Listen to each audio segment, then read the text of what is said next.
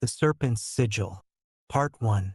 The scream tore through the opulent silence of Blackwood Manor like a jagged shard of glass shattering a priceless antique. It was a sound that clawed at the edges of sanity, raw and visceral, abruptly ending whatever fragile peace had settled over the aging estate.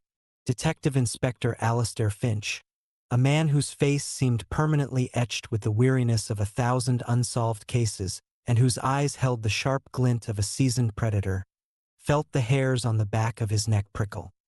He'd been called to Blackwood before, usually for matters of petty theft or drunken squabbles amongst the sprawling family.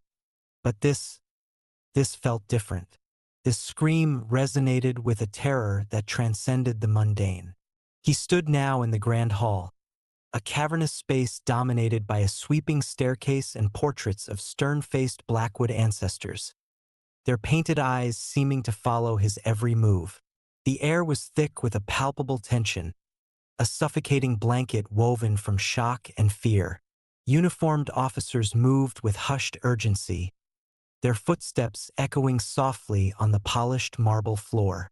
Lady Beatrice Blackwood, the matriarch of the family, a woman whose regal bearing even now couldn't entirely mask the tremor in her hands, sat huddled on a velvet chaise lounge, a half-empty glass of brandy clutched tightly in her grasp. Her face, usually a mask of aristocratic composure, was a pale canvas of distress. "Inspector," she said, her voice a brittle whisper. "Thank heavens you're here." Finch nodded curtly, his gaze sweeping across the scene.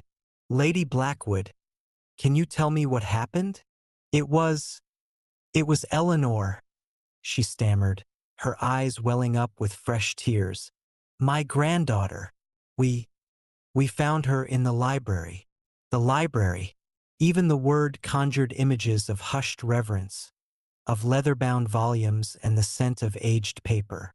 It was a sanctuary, not a place for horror. Finch followed a young constable who led him through a set of double doors, the silence in the library even more oppressive than in the hall. The air here was heavy with the metallic tang of blood, a scent that always turned Finch's stomach, no matter how many times he encountered it. And then he saw her.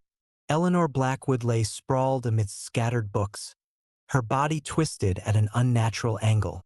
Her eyes, wide and staring, were fixed on some unseen horror, their light extinguished.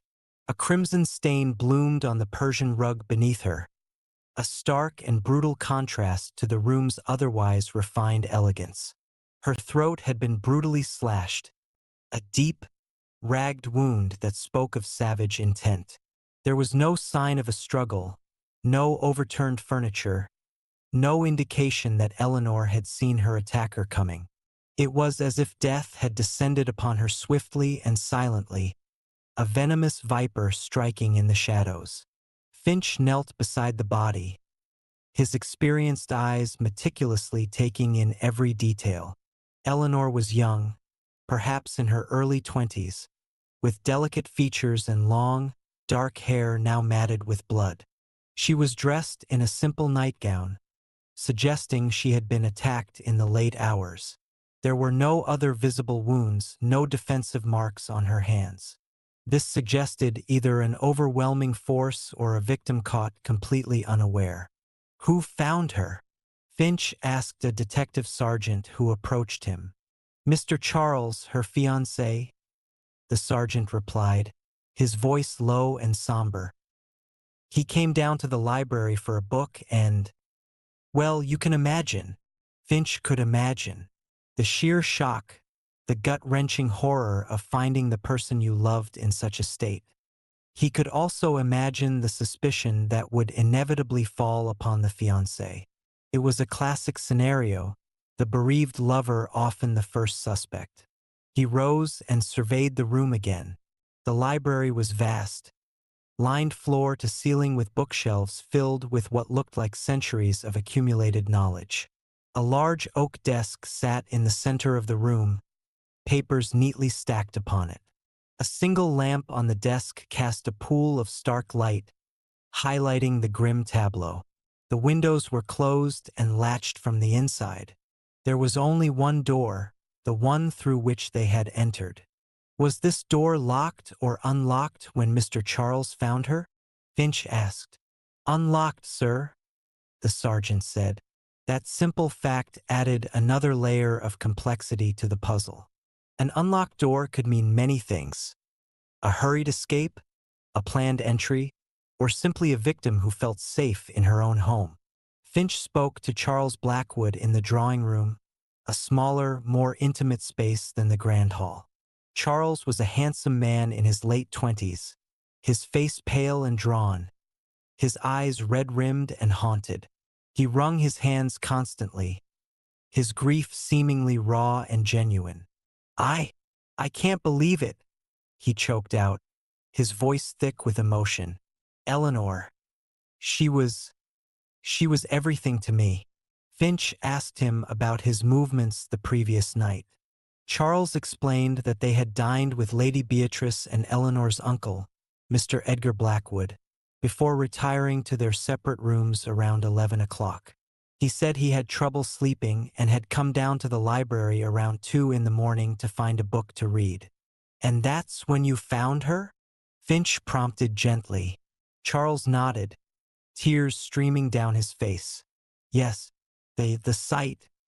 It will haunt me forever. Finch noted his distress, the seemingly genuine shock. But he also knew that appearances could be deceiving. Love could turn to bitterness, and grief could mask guilt. He then spoke with Lady Beatrice and Mr. Edgar Blackwood. Lady Beatrice was distraught, her memories fragmented by grief and shock. Mr. Edgar, a man with a perpetually weary expression and a nervous tick in his left eye, was more composed but equally shaken. He corroborated Charles's account of the evening, stating that nothing seemed amiss during dinner. As Finch continued his initial inquiries, a sense of unease began to settle over him. There was something about the scene, something just out of place, that he couldn't quite put his finger on. The lack of a struggle, the single brutal wound, the unlocked door, it all pointed to a swift and perhaps even intimate attack. Someone Eleanor knew? Someone she trusted enough to let into the library late at night? He instructed the forensic team to conduct a thorough examination of the library, paying close attention to any fingerprints, footprints, or other trace evidence. He wanted to know if there were any signs of forced entry, any indication that someone had come and gone unseen. Meanwhile, Finch decided to explore the rest of the manor. Blackwood was an old house, full of shadows and secrets. Its long corridors and numerous rooms seemed to whisper tales of generations past, tales that might hold a clue to the present tragedy. He wandered through the echoing halls, his footsteps the only sound in the oppressive silence. He examined the portraits, the stern faces of the Blackwood lineage seemingly judging his every move. He ran his hand over the dusty surfaces of antique furniture, imagining the lives that had unfolded within these walls. The grandeur of Blackwood Manor was undeniable, but beneath the veneer of wealth and privilege, Finch sensed a darkness, a hidden undercurrent of tension and resentment. Families, especially old and wealthy ones, often harbored secrets, and those secrets could sometimes turn deadly. He found himself drawn to the west wing of the house, a section that seemed less used than the others. The air here was colder, heavier with the scent of damp and decay. As he walked down a long corridor, he noticed a door slightly ajar at the very end. Curiosity piqued, he pushed it open. The room was a study, smaller and more cluttered than the library. Bookshelves lined the walls here too, but these were filled with more esoteric subjects. Ancient languages, occult practices, and forgotten histories. A large, intricately carved wooden desk sat in the center of the room, piled high with papers, scrolls, and strange artifacts. The room felt different. It held an air of secrecy, of forbidden knowledge. Whose study was this? He made a mental note to ask.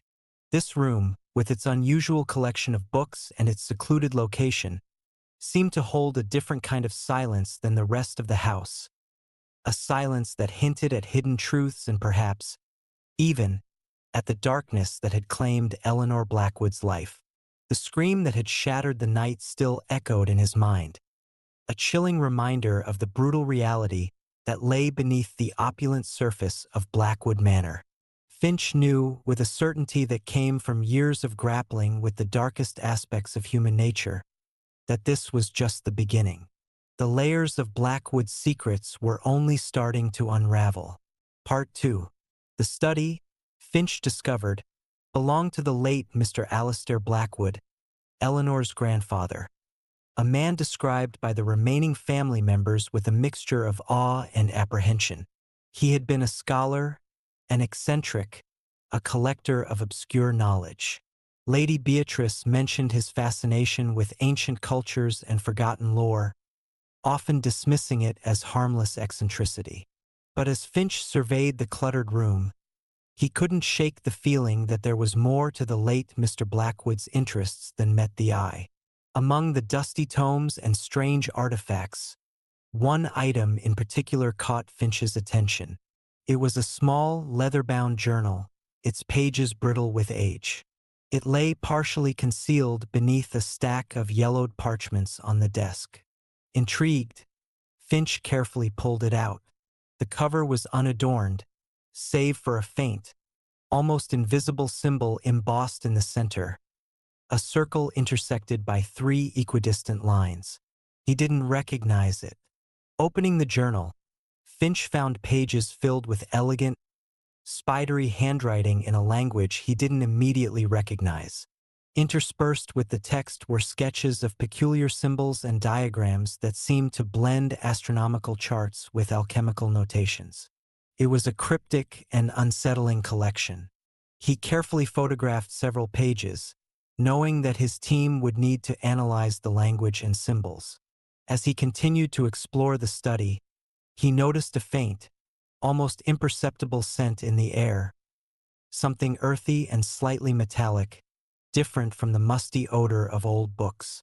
He traced the scent to a small, locked wooden chest tucked away in a dark corner of the room. He tried the handle. It was firmly secured. He made another mental note to have it opened. Leaving the study, Finch felt a growing sense that Eleanor's murder was not a random act of violence. The setting, the lack of a struggle, and now the discovery of this intriguing study all suggested a deeper, more complex motive. Had Eleanor stumbled upon something in her grandfather's study? Had she learned a secret that someone was willing to kill to protect? He decided to revisit the library, this time with a more focused eye. Now that he knew about her grandfather's esoteric interests, he looked at the bookshelves with a different perspective. Were there any books missing? Any that seemed out of place? He ran his fingers along the spines, noticing the subtle variations in age and wear. Behind a large volume on medieval history, he found a small, almost hidden compartment in the bookshelf. Inside, there was nothing but a single playing card, the Queen of Spades. Seemed an odd thing to find tucked away like this. Was it a bookmark? A clue? Or just a random forgotten item? Finch pocketed it, another small piece of the puzzle. The forensic team was still meticulously examining the library. He approached the lead technician. Anything of interest? We found some faint fibers near the victim, sir, the technician said, holding up a small evidence bag. They don't match the carpet or any of the fabrics in the room. We're sending them to the lab for analysis. Any fingerprints other than the family's? A few smudged ones that we haven't been able to identify yet, and some partials near the window latch, but the windows were locked from the inside, so they might be Eleanor's. The locked windows continued to bother Finch. How had the killer entered and exited without leaving any signs of forced entry? Unless they hadn't. Unless the killer was already inside the house, someone who belonged there. He decided to speak to the household staff. There were only 3, Mrs. Davies, the cook, Thomas, the elderly butler, and a young housemaid named Emily. They all seemed genuinely shocked and saddened by Eleanor's death. Mrs. Davies had worked for the Blackwood family for over 30 years and spoke of Eleanor with affection. Thomas, a man of few words, simply shook his head in disbelief. Emily, pale and trembling, could barely speak. None of them reported seeing or hearing anything unusual the previous night. They had all been in their quarters by 10 o'clock, as was their routine. Finch sensed no immediate deception, but he knew that fear could often silence potential witnesses. As the day wore on, the initial flurry of activity at Blackwood Manor began to subside. The uniformed officers remained, but the more specialized teams were starting to pack up, their initial work completed. Finch felt the weight of the unsolved mystery pressing down on him. The pieces were there, scattered and disparate, but the connecting thread remained elusive. He returned to the grand hall, where Lady Beatrice still sat, looking lost and fragile. Charles hovered nearby, offering her sips of water and words of comfort. Mr. Edgar Blackwood stood by the window, his gaze fixed on the rain-swept grounds outside. Finch approached Mr. Blackwood. "Mr. Blackwood, you mentioned dining with Eleanor and Mr. Charles last night. Did you notice anything unusual about Eleanor's behavior? Anything that might suggest she was worried or troubled?" Edgar hesitated for a moment, his nervous tick more pronounced than before. "No, Inspector. She seemed her usual self. Happy, excited about the wedding." Finch studied him closely, sensing a flicker of something beneath the surface of his carefully constructed composure. "Are you sure, Mr. Blackwood? Think carefully. Even the smallest detail might be important." Edgar sighed, running a hand through his thinning hair. "Well, there was one thing. She seemed a little preoccupied during dinner. Distracted, perhaps. But when I asked her if anything was wrong, she just smiled and said she was fine." "Did she mention what she was thinking about?" "No. She just said it was nothing important." Finch pressed him further, but Edgar insisted he couldn't recall anything else. He moved on to Charles, asking him the same questions. Charles echoed Edgar's account, saying that Eleanor had seemed a little quiet but had attributed it to wedding planning stress. Finch felt a growing frustration. Either everyone was genuinely oblivious, or they were deliberately withholding information. He had learned enough about families like the Blackwoods to know that secrets were often a tightly held currency. As dusk began to fall, casting long shadows across the grand hall, Finch decided to review the preliminary forensic reports. The fibers found near Eleanor's body were identified as a type of coarse wool, not commonly found in the manor's furnishings or clothing. The partial fingerprints were still being analyzed. The initial examination of Eleanor's body revealed no signs of sexual assault. The cause of death was, as expected, the deep laceration to her throat, likely inflicted by a very sharp blade. One detail in the report caught Finch's eye. A minute trace of an unknown substance was found under Eleanor's fingernails. It was being sent for further analysis. Could this be a clue? Had Eleanor scratched her attacker in her final moments, even if there were no other signs of a struggle? Finch returned to the library one last time that day. The room had been cleaned, the bloodstain removed, the scattered books returned to their shelves. But the lingering sense of tragedy remained, an invisible stain on the air. He stood in the center of the room, trying to reconstruct the events of the night. Eleanor, in her nightgown, somehow found herself in the library late at night. Why? Had she come down to read? Had she met someone here? And who would have wanted her dead with such brutal finality? His gaze fell upon the hidden compartment in the bookshelf. He reached in and took out the Queen of Spades again. It felt strangely significant, this single playing card tucked away in a secret hiding place. What did it mean? Was it a message? A symbol? As he turned to leave the library, he noticed something he had missed before. On the edge of the oak desk, almost hidden by a stack of papers, was a faint, circular indentation. It was about the size of a small coin. He ran his finger over it. It felt smooth and slightly worn. Had something been placed there? Something that was now missing? The pieces of the puzzle were slowly starting to emerge, but they were still scattered and without a clear picture. The eccentric grandfather, his hidden study, the strange journal, the unknown fibers, the substance under Eleanor's fingernails, the hidden playing card, the mysterious indentation on the desk, each a small, enigmatic clue in a growing web of intrigue. Finch knew that he would need to delve deeper into the secrets of Blackwood Manor, to unravel the hidden lives and potential resentments of its inhabitants, if he was to find the truth behind Eleanor's brutal murder. The night held its breath, waiting for the darkness to yield its secrets. The following morning, Finch arrived at Blackwood Manor to find the atmosphere even heavier than the day before. The initial shock had given way to a palpable undercurrent of fear and suspicion. The family members moved around like ghosts, their hushed whispers echoing in the vast spaces of the house.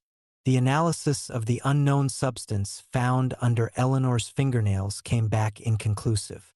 It was organic, but the lab couldn't identify its precise nature. This added another layer of frustration to Finch's investigation. He decided to focus on the late Mr. Alistair Blackwood's journal. The linguistic experts had identified the language as a form of archaic Latin, heavily influenced by Middle Eastern dialects. The symbols and diagrams were proving more challenging, but analysis suggested they had connections to Hermeticism and other esoteric traditions. Finch requested Mr. Blackwood's personal effects be brought to him. Among them, he found several more journals, all filled with similar cryptic entries and strange symbols. It was clear that the old man had been deeply immersed in a world far removed from the everyday concerns of his wealthy family. He also had the locked wooden chest from the study brought to him. It took a skilled locksmith several hours to open it without damaging the contents. Inside, Finch found a collection of bizarre artifacts: dried herbs, strange-looking stones, a tarnished silver amulet bearing the same circular symbol as the journal, and several rolled-up parchments covered in more of the unknown script. As he examined the contents, Finch felt a growing unease. This wasn't just the hobby of an eccentric scholar. There was a distinct sense of something darker, something almost ritualistic about these objects. Could Eleanor's murder be connected to her grandfather's secret interests?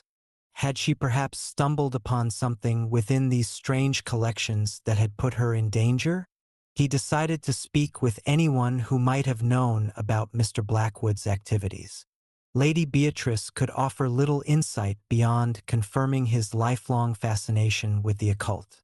Mr. Edgar claimed to know even less, stating that his uncle had been a reclusive figure in his later years.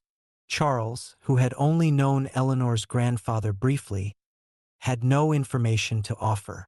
Finch then asked about any friends or associates Mr. Blackwood might have had outside the family. Lady Beatrice recalled a few academics he had corresponded with years ago, but none recently. It seemed the old man had lived a solitary life, immersed in his studies. Frustrated by the lack of concrete leads, Finch decided to delve deeper into the family dynamics. He interviewed Lady Beatrice again, this time focusing on any potential conflicts or resentments within the family. She insisted that they were a close and loving family, but Finch detected a subtle hesitation in her voice, a flicker of unease in her eyes. He then spoke with Edgar again, pressing him about his relationship with Eleanor. Edgar claimed they were like cousins, affectionate and supportive of each other. But Finch sensed a certain coolness in his demeanor when Eleanor's name was mentioned, a subtle lack of genuine grief. His conversation with Charles was more difficult. The young man was still deeply distraught, his grief seemingly genuine. He spoke of his love for Eleanor, their plans for the future, the devastating impact of her loss. Finch found it hard to reconcile this picture of a loving fiancé with the possibility of him being a cold-blooded killer, but he knew that emotions could be deceiving. As he continued his inquiries, Finch learned that Eleanor had recently become more interested in her grandfather's studies. She had apparently spent some time in his study, asking Lady Beatrice about some of his books and artifacts. Could this be the link? Had Eleanor discovered something in her grandfather's research that had led to her death? Finch returned to the study and examined the bookshelves again, this time looking for any signs that a particular book or item might be missing. He noticed a gap on one of the shelves, a space where a book of a certain size would have fit. He couldn't be sure if it was significant, but he made a note of it. He also asked the forensic team to conduct a more thorough search of the grounds surrounding the manor. He couldn't shake the feeling that the killer might have entered or exited the property through some less obvious route. That afternoon, a break in the case came from an unexpected source. Emily, the young housemaid, who had been quiet and withdrawn since the murder, approached Detective Sergeant Miller, one of Finch's team. She was trembling and hesitant, but she said she had something to tell him. Miller brought her to Finch. Emily confessed that she had been awake late on the night of the murder. She had been unable to sleep and had gone downstairs to get a glass of water. As she was returning to her room, she had seen someone entering the west wing of the house, the wing where Mr. Blackwood's study was located. "Did you see who it was?" Finch asked, his voice calm but his senses on high alert. Emily shook her head. "It was dark, sir. I just saw a figure, tall and shadowy." "Can you describe what they were wearing?" "They had a cloak or something, dark and long. And they were carrying something." "What were they carrying?" Finch pressed. Emily hesitated, her eyes wide with fear. I couldn't see clearly, sir. It looked like a box."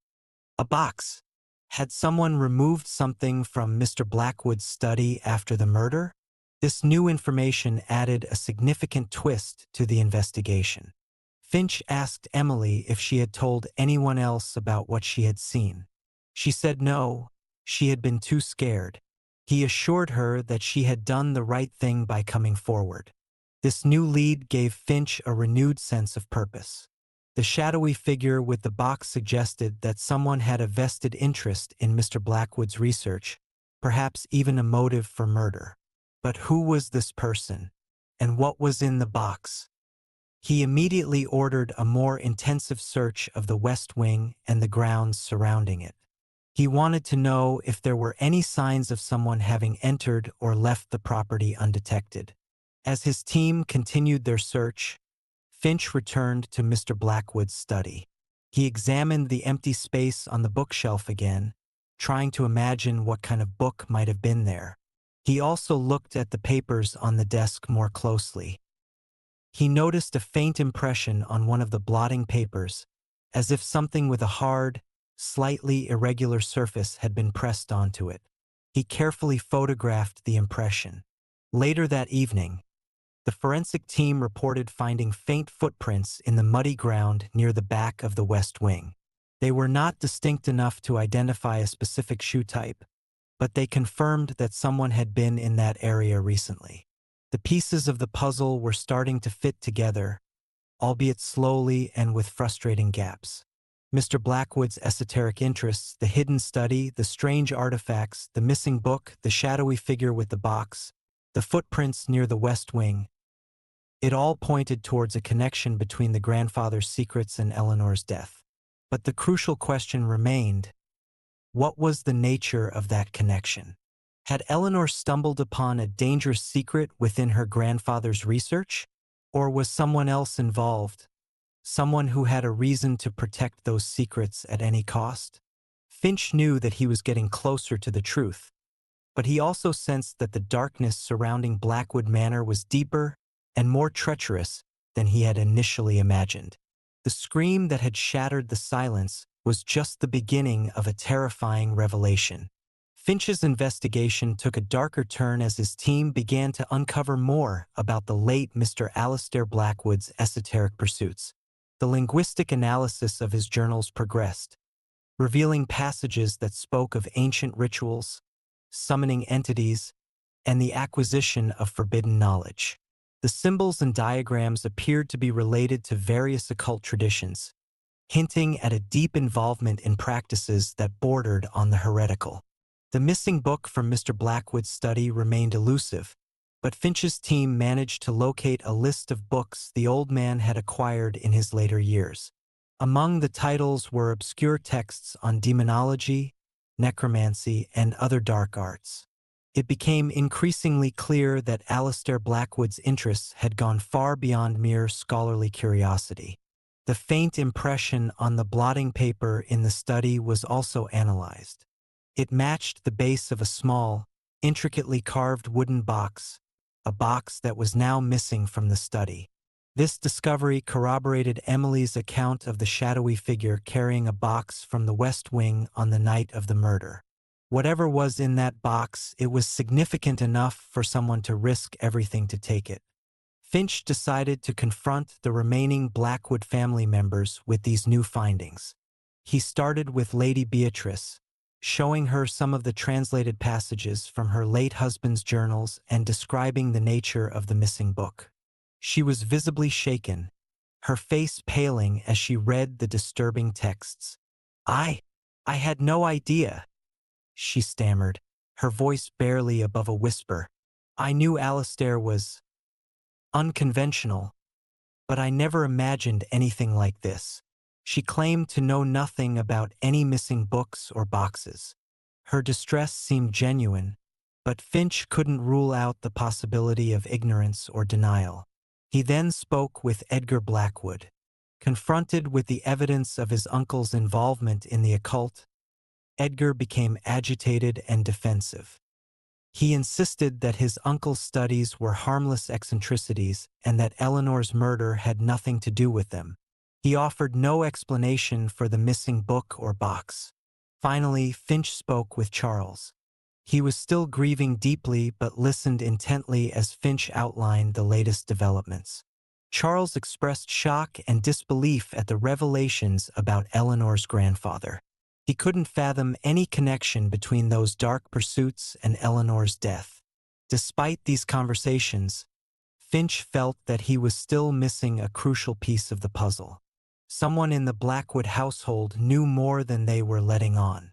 The removal of the box from the study suggested a deliberate attempt to conceal something important, something that might implicate the killer or reveal the motive.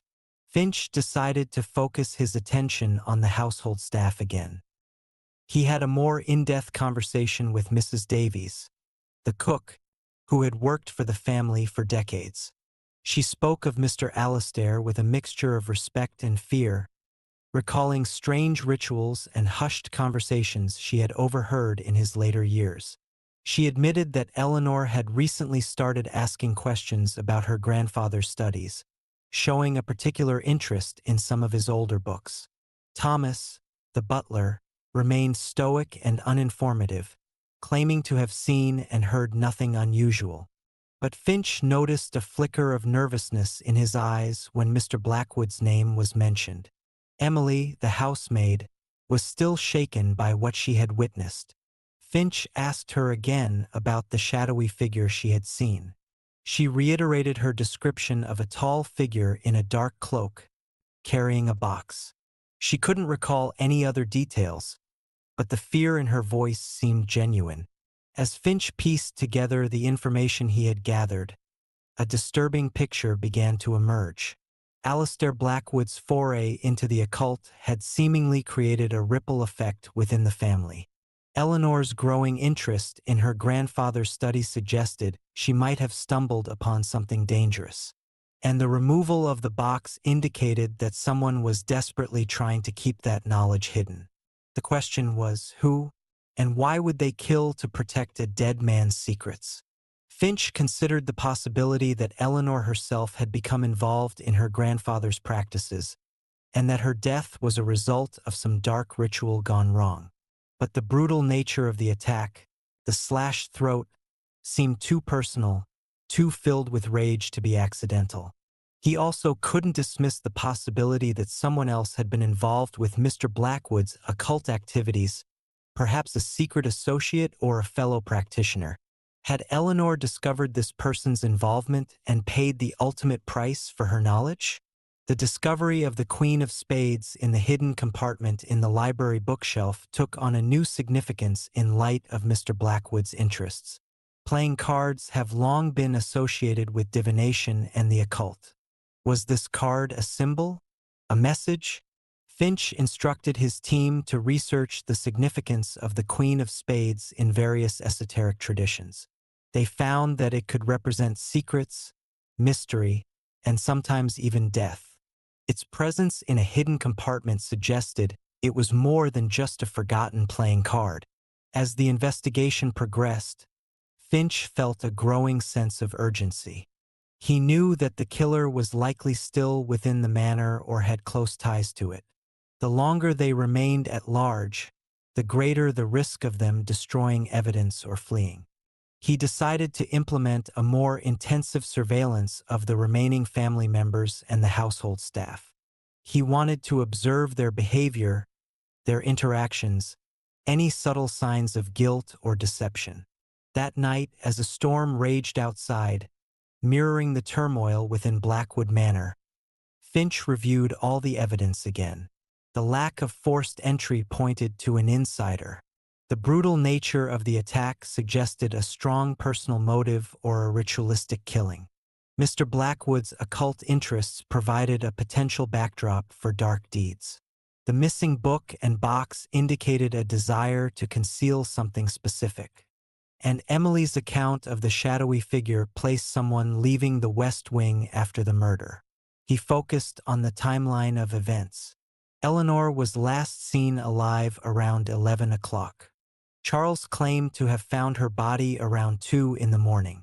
Emily saw the shadowy figure entering the West Wing sometime after midnight. This suggested that the murder likely occurred between 11 and midnight, giving the killer ample time to act and then remove the box. The question of motive remained the most elusive. Who would benefit from Eleanor's death? Lady Beatrice seemed genuinely grief-stricken. Charles was devastated by the loss of his fiancée. Edgar appeared nervous and evasive, but his motive was unclear. Could the motive lie within the secrets contained in Mr. Blackwood's occult research? Had Eleanor threatened to expose something? Or had she become a target because of her connection to those dark practices? Finch felt a chilling realization creeping over him. What if Eleanor's murder wasn't just about silencing her? What if it was part of a ritual, a twisted act connected to the very occult practices her grandfather had been immersed in? The brutal slashing of her throat, the lack of a struggle, could these details have a more sinister significance? He shuddered at the thought but knew he couldn't dismiss any possibility, no matter how disturbing. The darkness within Blackwood Manor seemed to be reaching out, threatening to engulf everything in its sinister embrace.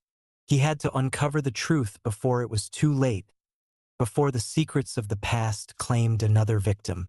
The storm raged through the night, its relentless fury a fitting accompaniment to the dark secrets swirling within Blackwood Manor. Finch, fueled by strong coffee and a gnawing sense of urgency, pored over the translated passages from Alistair Blackwood's journals. The more he read, the more a disturbing picture took shape. The old man's obsession with the occult had delved into dangerous territory, with references to summoning rituals requiring sacrifice and the pursuit of forbidden power. One recurring symbol in the journals was the same circle intersected by 3 equidistant lines that Finch had noticed on the cover of the first journal and the silver amulet. His team's research had identified it as an ancient sigil associated with a powerful, malevolent entity in certain obscure mythologies. The texts hinted at Alistair Blackwood's belief that he was on the verge of establishing contact with this entity. The missing book, Finch now suspected, was likely a key text containing the specific rituals and incantations required for this dangerous endeavor. And the missing box? It could very well have contained the necessary artifacts or ingredients for such a ritual. The chilling thought that Eleanor's murder might be connected to these dark practices sent a shiver down Finch's spine. Had she inadvertently become a part of her grandfather's twisted obsession? Or had someone else, perhaps someone who shared Alistair's fascination, taken extreme measures to ensure the success of their own sinister agenda? Finch recalled the minute trace of an unknown organic substance found under Eleanor's fingernails. He requested the lab to expedite further analysis, focusing on any potential links to the herbs and strange materials found in Alistair Blackwood's locked chest. Meanwhile, the surveillance of the remaining family members continued. Detective Sergeant Miller reported that Edgar Blackwood had been acting increasingly agitated, pacing in his room and making hushed phone calls. Charles remained in a state of deep mourning, rarely leaving his room. Lady Beatrice seemed lost in a fog of grief and confusion. Finch decided to have another, more direct conversation with Edgar. He confronted him with the translated excerpts from his uncle's journals, the significance of the sigil, and the likely nature of the missing book and box. Edgar's carefully constructed composure finally cracked. He became pale and sweaty, his nervous tic more pronounced than ever. He initially denied any knowledge of his uncle's darker pursuits, but under Finch's persistent questioning, his story began to unravel. He admitted that he had been aware of his uncle's unconventional interests, but had dismissed them as the ramblings of an old man. However, he confessed that Eleanor had recently become increasingly concerned about her grandfather's activities. She had found some of his journals and had confided in Edgar about her fears, expressing concern that her grandfather might be involved in something dangerous. She was worried, Edgar stammered, his voice trembling. She said she had seen him performing strange rituals in his study late at night. She even saw that symbol. He pointed to a sketch of the sigil Finch had shown him. Did Eleanor tell anyone else about this? Finch asked, his senses on high alert. Edgar hesitated. No, I don't think so. She swore me to secrecy. She didn't want to worry Lady Beatrice. Finch pressed him further. Did Eleanor mention anything about a specific book or a box? Edgar claimed he couldn't recall, his agitation growing. Finch's instincts screamed that Edgar was still holding back something crucial. He decided to shift his focus. Mr. Blackwood, were you aware that someone entered your uncle's study on the night of Eleanor's murder and removed a box? Edgar's eyes widened in apparent shock. No. I didn't know anything about that. Finch watched him closely, his gaze unwavering. He didn't believe him. Just then, a message came through from the lab. The analysis of the substance under Eleanor's fingernails had yielded a significant result. It was a rare type of dried moss, known to be used in certain obscure occult rituals, and traces of a metallic compound, consistent with the properties of the silver amulet found in Alistair Blackwood's chest. This new evidence placed Eleanor in direct contact with her grandfather's occult practices shortly before her death. Had she confronted someone about it? Had she tried to stop a ritual? Finch felt a sudden, chilling clarity. The killer wasn't an outsider. It was someone within the manor who was deeply involved in Alistair Blackwood's dark world, and they had killed Eleanor to silence her and to protect their secrets. He summoned all the remaining occupants of Blackwood Manor to the Grand Hall. Lady Beatrice, still pale and distraught, sat clutching a handkerchief. Charles, his eyes hollow with grief, stood beside her. Edgar stood apart, his face a mask of nervous apprehension. The household staff, Mrs. Davies, Thomas, and Emily, stood huddled together, their faces etched with fear. Finch stood before them, his gaze sweeping across their faces. "We now know that Eleanor Blackwood was aware of her grandfather's involvement in the occult," he announced, his voice cutting through the tense silence. She had expressed concerns about his activities and had even seen him performing strange rituals. He paused, letting his words sink in. "We also know that on the night of her murder, someone entered Mr. Blackwood's study and removed a box, likely containing items related to these dark practices." He looked directly at Edgar Blackwood. "Mr. Blackwood, you admitted that Eleanor confided in you about her concerns. Did she tell you anything else? Anything about who might be involved with your uncle? Anything about a specific ritual or a specific object?" Edgar's carefully constructed facade crumbled. He began to sweat profusely, his hands trembling uncontrollably. He avoided Finch's gaze. "Mr. Blackwood," Finch pressed, his voice firm but calm. "Eleanor was murdered. Someone in this house knows the truth. If you are withholding information, you are obstructing a murder investigation." Suddenly, a gasp escaped Lady Beatrice.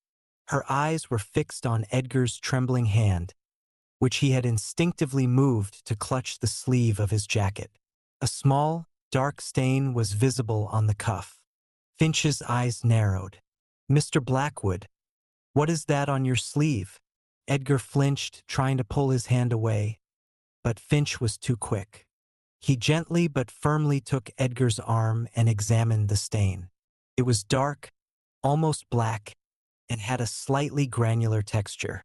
Finch's mind raced. The dried moss, the metallic compound. He turned to the forensic technician who was present. "Can you take a sample of this stain, please? Compare it to the substance found under Miss Blackwood's fingernails and the contents of Mr. Blackwood's chest." The technician nodded and swiftly took a sample. The silence in the hall was thick enough to cut with a knife. All eyes were on Edgar, his face now a mask of terror. While they waited for the preliminary results, Finch continued his questioning. "Mr. Blackwood, why didn't you tell us that Eleanor was worried about your uncle? Why did you conceal the fact that she had seen him performing rituals?" Edgar's voice was barely a whisper. I was scared. I didn't want to get involved." "Involved in what, Mr. Blackwood?" Finch pressed. Before Edgar could answer, the forensic technician returned, his expression grim. "Inspector, the preliminary analysis is conclusive. The stain on Mr. Blackwood's sleeve contains the same rare moss and metallic compound found under Miss Blackwood's fingernails." Collective gasp filled the hall. Lady Beatrice recoiled in horror. Charles stared at Edgar in disbelief. Finch looked at Edgar, his eyes cold and hard. "Mr. Blackwood, it seems Eleanor scratched you. Where were you on the night of her murder?" Edgar finally broke down, his carefully constructed wall of denial crumbling. Tears streamed down his face as he confessed. He admitted that he had been deeply involved in his uncle's occult practices. He had shared Alistair's belief in the power of the ancient entity and had become consumed by the desire to make contact. Eleanor had discovered the extent of their involvement and had tried to stop them, horrified by the dark rituals they were performing. On the night of her murder, she had confronted Edgar in the library, threatening to expose everything. In a moment of panic and fear, he had silenced her, using a ceremonial dagger from his uncle's collection. He had then taken the missing book and box, hoping to conceal their involvement and continue his uncle's work. The shadowy figure Emily had seen was Edgar himself. The storm outside began to subside, a fragile ray of sunlight breaking through the clouds. But inside Blackwood Manor, the darkness that had taken root was finally being brought to light. The screams had stopped, but the chilling truth of Eleanor Blackwood's murder would forever echo in the halls of the ancient estate, a testament to the deadly allure of forbidden knowledge and the terrifying consequences of its pursuit. Detective Inspector Alistair Finch, his weary face etched with the grim satisfaction of a case closed, knew that the silence of Blackwood Manor would never truly be the same again.